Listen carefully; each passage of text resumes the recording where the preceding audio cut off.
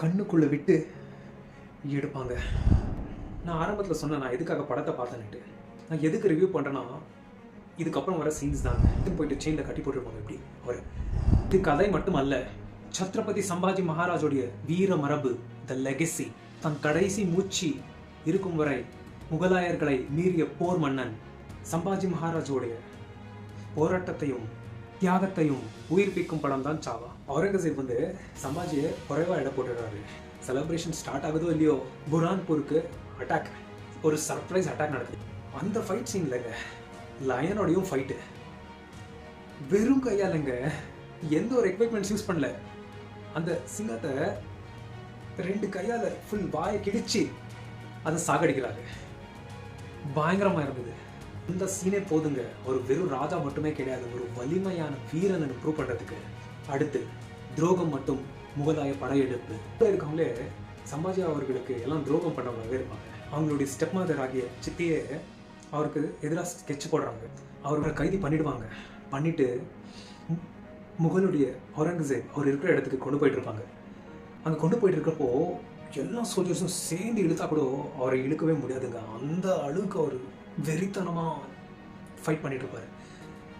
அந்த சீன்ஸ் எல்லாம் பயங்கரமாக இருந்துச்சுங்க. ஒரு ஃபுல் கூஸ் பம்ப்ஸ்ன்னு தான் சொல்லணும். அப்படியே பார்க்குறப்போ அப்படி இருந்துச்சு அந்த சீன்ஸ் எல்லாம்.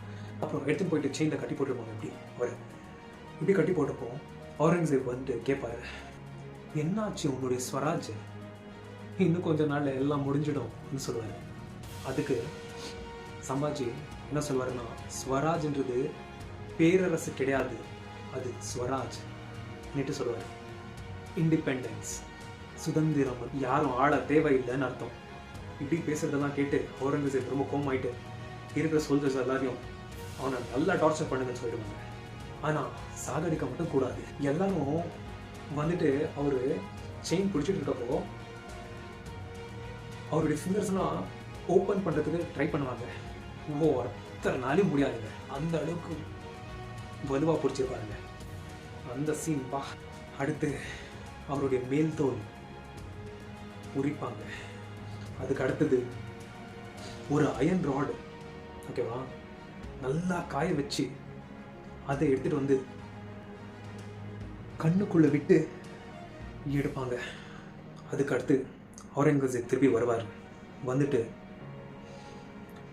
உனக்கு ஒரு வாய்ப்பு கொடுக்குறேன், நீ உன் ராஜ்யத்தை எல்லாம் விட்டுட்டு வந்து எங்கள் கூட சேர்ந்துக்கோ, முகலா மாறிடு சொல்லுவார். அதுக்கு சம்பாஜி என்ன சொல்லுவாருன்னா,